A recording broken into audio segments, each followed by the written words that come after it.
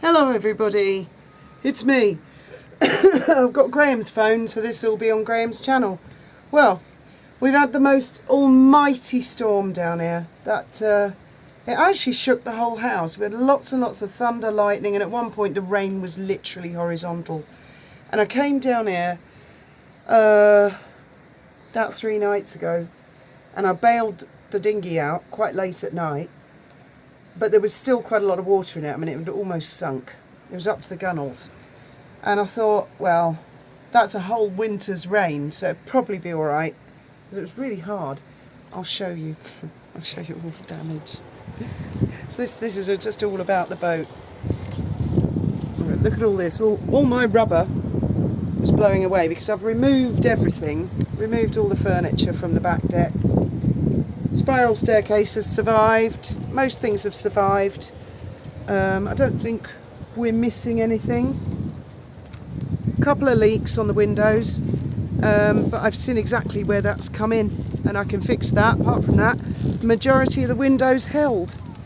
So I'm really thrilled about that. But the dinghy, oh my goodness, I just don't want to drop Graham's phone in the water, goodness. Let's go down here.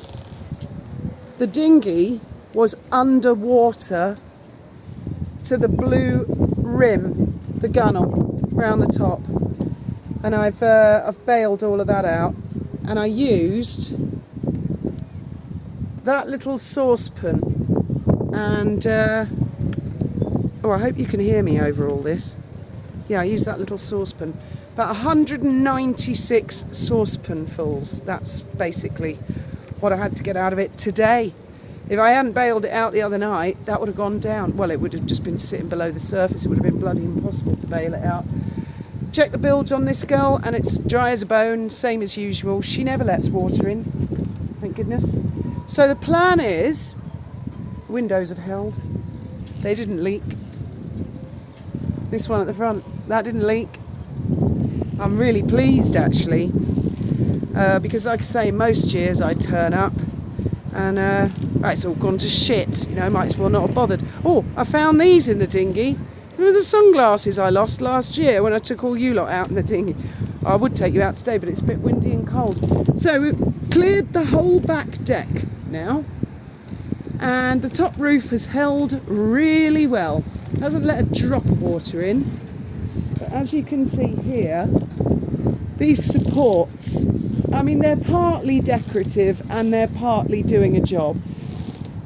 Quite frankly, for the last few years, these, see where the green bit is, they're sort of roof supports, but I don't have great faith in them. They're actually made of 3 pieces of plywood. It was a previous owner called Terry's Allgold. It was his idea to build. He built the whole cabin on the top. I think she was like an open top speedboat originally. Anyway, I fixed a lot of that last year, so I'll be fiberglassing that and glassing all the back deck, and then all this is going to have new railings, copper railings fitted. Graham and I designed them last year. And I think they're going to look it's going to look pretty spectacular, this back deck, when it's done. I've got to finish glass in the bow, but I'd done all the hard stuff last year, so I'm really pleased about that. In fact, just coming down here, I look at it in amazement, think I can't believe how much work I got done last year. It may not look much to you guys, but trust me, it is, because I know this boat. And oh God, I mean, yesterday I was just sitting in my house and I could feel the whole house shaking, not with thunder and lightning, just the wind. And I thought, bloody hell, if the house is shaking, I dread to think what's going on with the boat. But she held. It's very good, this marina, actually. It's pretty sheltered. They're very good pontoons. So then the other plan is, now I've removed all that furniture from the back, which never really fitted properly. Once all that is glassed and nice and white, I've got the ladder sorted and the railings, I am going to get it's going to be a similar type of stuff, like rattan, like plastic weave furniture, but I'm going to get a glass top, small dining room table type thing with some chairs that fit flush underneath, so it can be tucked to one side, because I noticed with the old furniture, nobody actually used it because it was too low. Not very comfortable. Not great for socialising if ever we had friends round. Not that anyone's coming to visit, but I quite fancy sitting there. You never know, Ben might have his friends round. And when the railings are there, then the life rings will be moved from there and they'll be hung on the railings and we'll all be getting a lot more ship shape. I've brought all my supplies that Graham ordered for me over the winter. I brought them down here. And all this rubber on the back deck will be gone. This corner, I already did all of this. All of this has been fiberglass. Obviously, it's going to have another 1 or 2 layers. And there's a super yacht over. Oh, just get out of the wind. There's a super yacht over by the marina office, and they've much bigger than this, but it's very similar in shape and design. And what he's got, or she, at the end of the pelmets, that this overhang, they've got these 2 lovely straight chrome poles. And then I saw another super yacht in another marina recently, and they had the same. And I looked at it and I thought, that actually looks rather good. I might do that, have a chrome pole either side, just for a bit of support, just in case. So it's clearly, it's a thing, isn't it? If super yachts are doing that, it's a thing.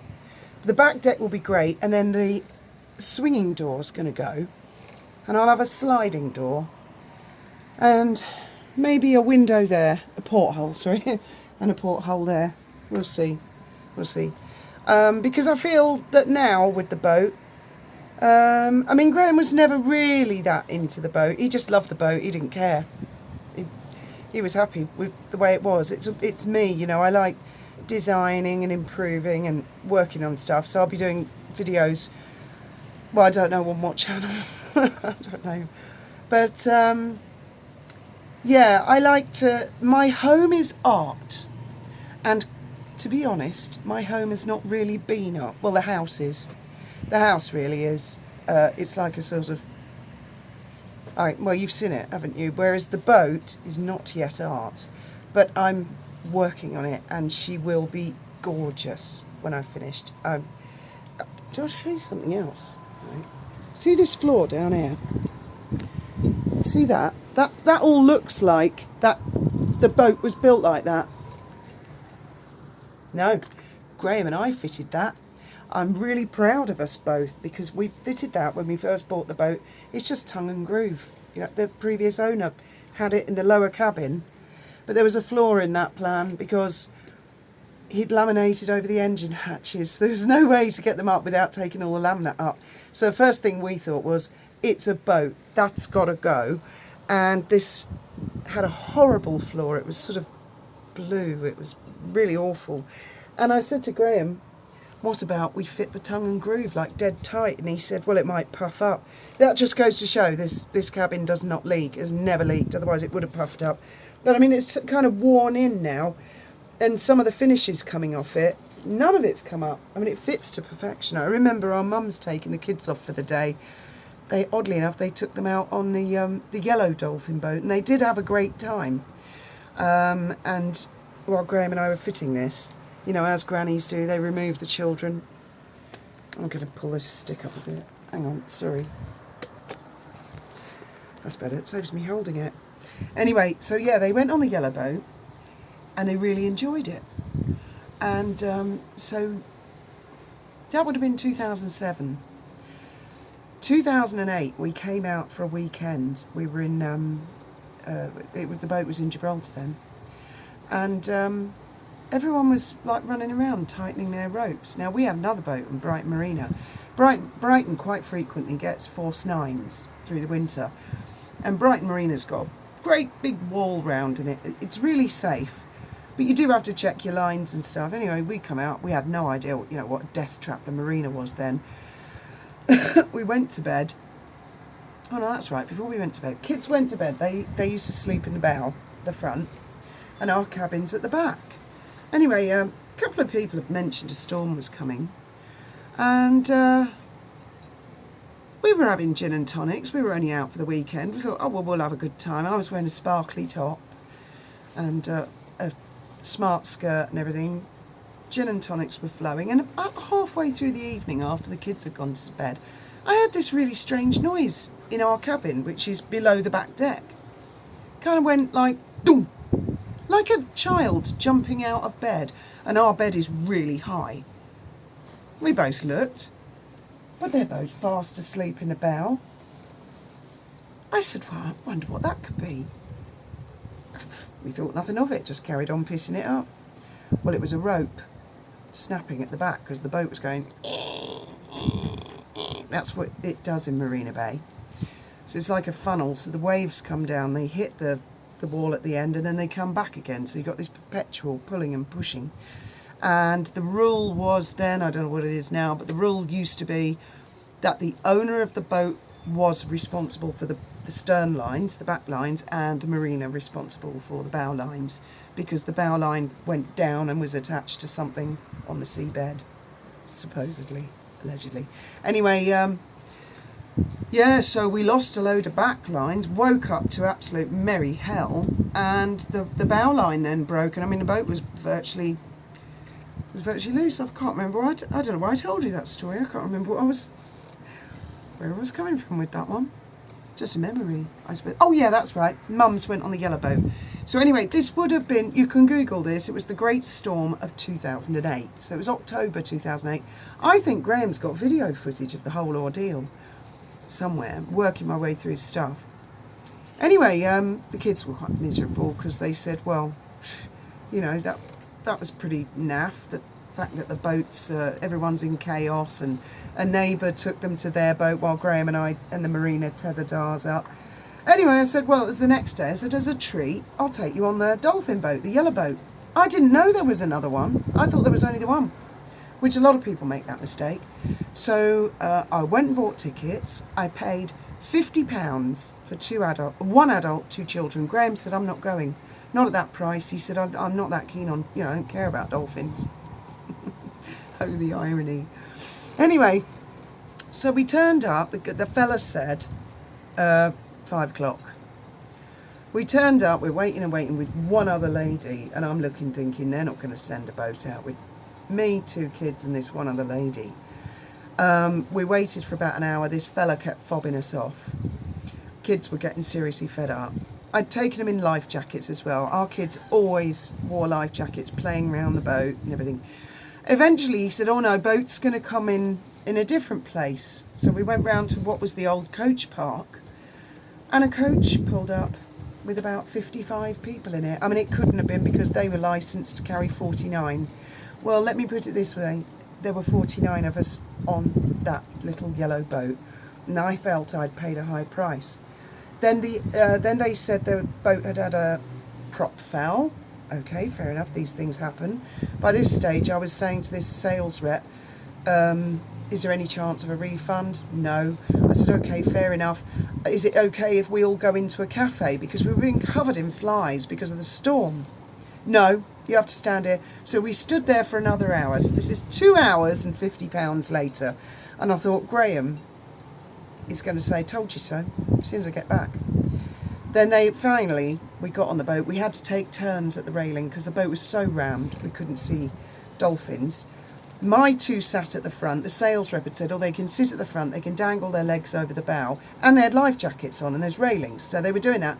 Captain yelled at them over the speaker, yelled at me, dead rude. All the crew were dead rude. I don't know who they were as crew then, because that was before my time.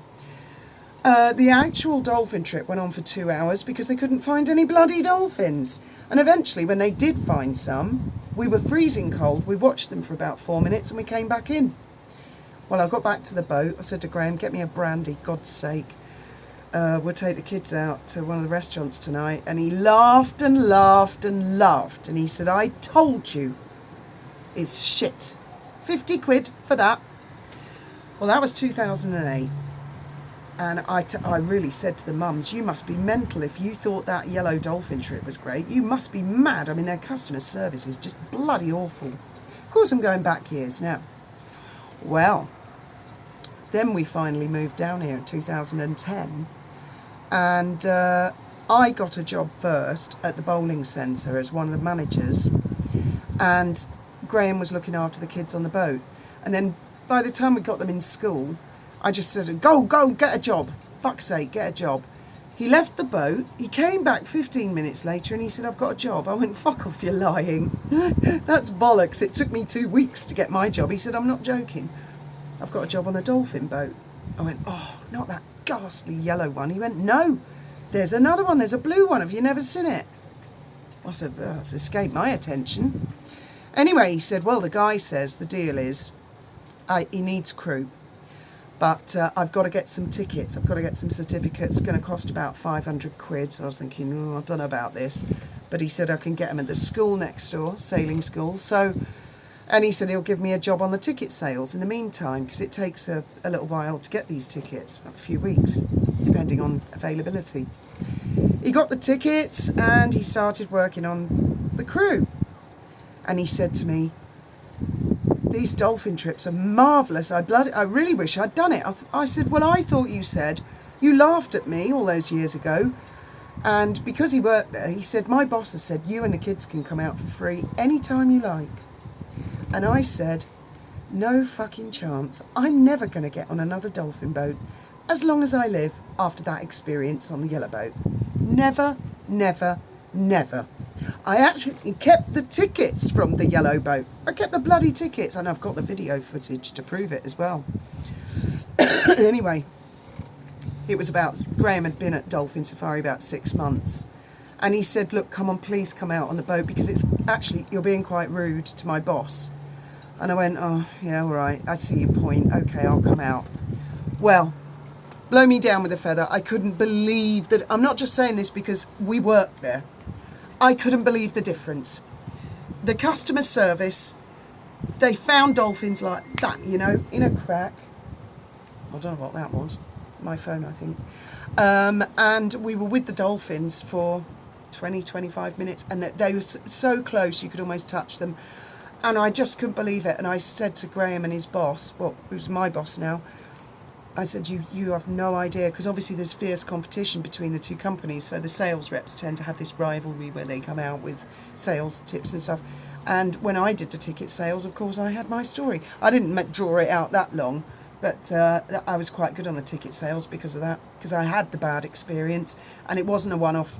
No. It wasn't a one-off, because we had a lot of people would come to us who'd had a refund come back. A lot of people go with them because they're cheap. They pack them in, you know, loads. 50 people on a boat, same size as the blue boat, which takes 25. I mean, what you want? Pay an extra £5. I'd pay the extra £5 to go without the other 25 people on the damn boat. They're going to get another boat. I don't know, 580 people rammed into it. That was the last I heard. Anyway, I mean, this is no detriment to the yellow boat. They find dolphins eventually, especially if we're out there and we help them find them. But I mean, it was a horrible experience, hideous experience. And I mean, I was really put off. If Graham hadn't got the job at the blue dolphin boat, I would never, ever, ever have set foot on any other sea life experience ever again, as long as I lived. Never. Anyway, there you go. That was a random story. And again, and it was all because of remembering fitting the floor. Right, I'm going to go shopping at Lidl now and then tuck up for the night. Thank you very much for listening.